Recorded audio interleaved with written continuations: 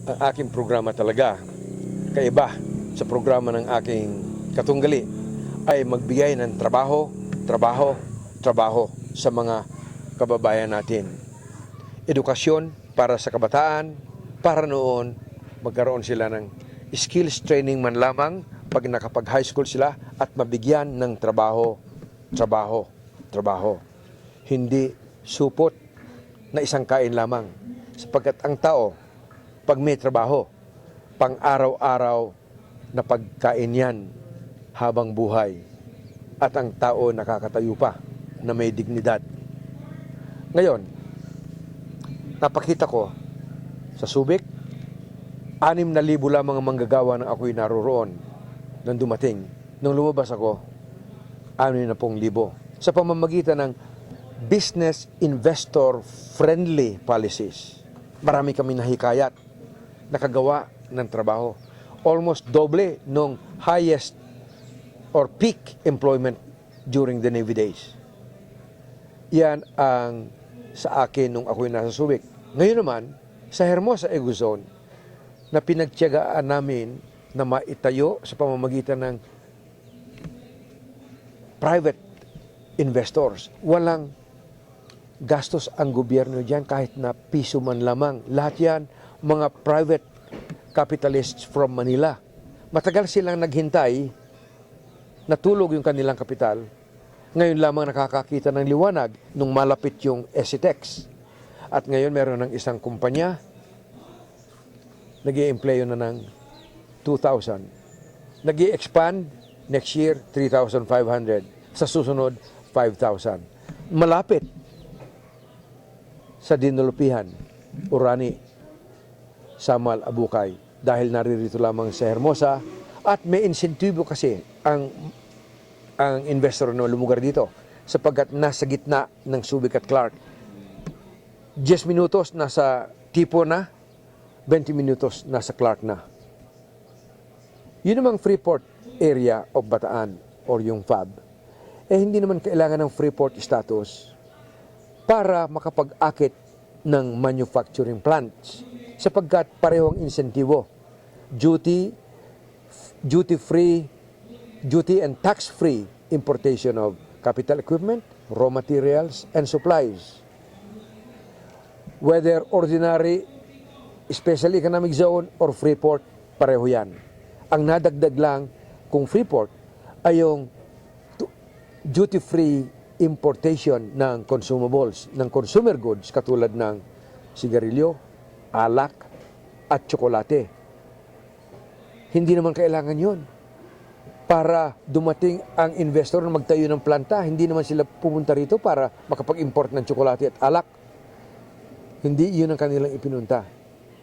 Ang kanilang pagdating dito ay business and investor-friendly policies. Duty-free importation of raw materials, capital equipment, and supplies. Yun ang kanilang hinahabol.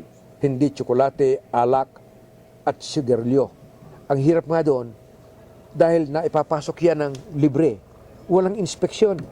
Kaya pwedeng magpasok sa loob ng karton kung ano-ano man yung ikagugulat natin. Gaya nung nagulantang na lang kami nang bigla na lamang 854 kilos ng shabu ang naroroon pala nakatago sa isang warehouse sa Subic.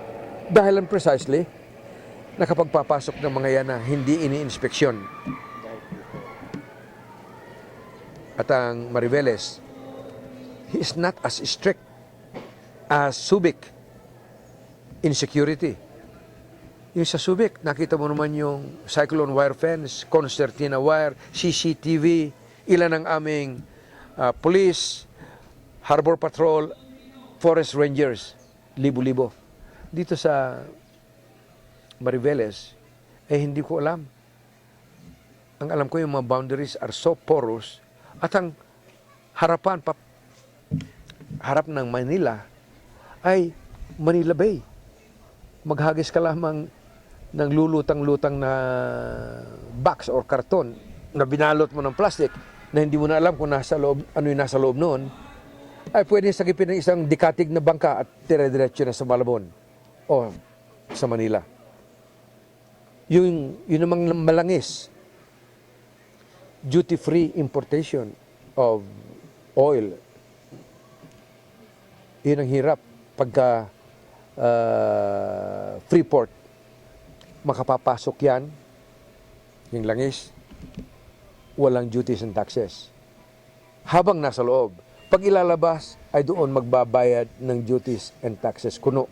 Pero kung kontrolado mo ang Freeport, ang administrador ay ikaw ang nagpasok, yung mga gwardiya, mga bata nila, hindi ka nakapipihong yung pumasok na langis doon ay ilalabas ng walang duties and taxes.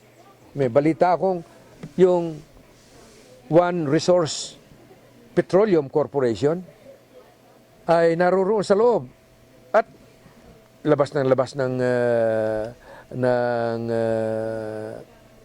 fuel.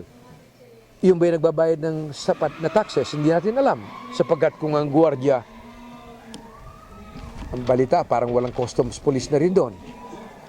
Kaya, ewan ko kung kasama ito sa kinocomplain ni na Ramon Ang at ng Shell. Trabaho, ano masasabi niyo naman sa nangyari doon sa mga anim na raang workers ng Sunrise? Sinasabi nga nilang gumagawa sila ng programa para sa trabaho doon sa FAB. Ang tanong ko naman, bakit yung may mga trabaho na tinanggalan ng trabaho? I'm referring to the 600 workers ng Sunrise Paper Factory sa Doña Orani, Bataan. Yun, hindi nakababayad promptly sa utang sa DBP, nagbabago ng management, pero tuloy ang trabaho ng 600 workers. Ba ito hindi lang nakabayad ng 2.5 million sa real estate tax. Pinurclose na ng Kapitolyo. Okay lang kung tuloy sana ang trabaho. Pero nung naghumabol ang mga workers for their separation benefits and a bank, First Metro Bank, dahil may pautang silang 88 million, si Judge sabi, may katwiran, pag-aaralan ko, status quo ante. Pero sinuway, nilabag ng Kapitolyo. They sent armed men. Pinadapa ang mga Blue Guards. Dinismantle yung mga equipment. Ibinenta, eto, 20 million lang ang pumasok sa kaban ng Kapitolyo.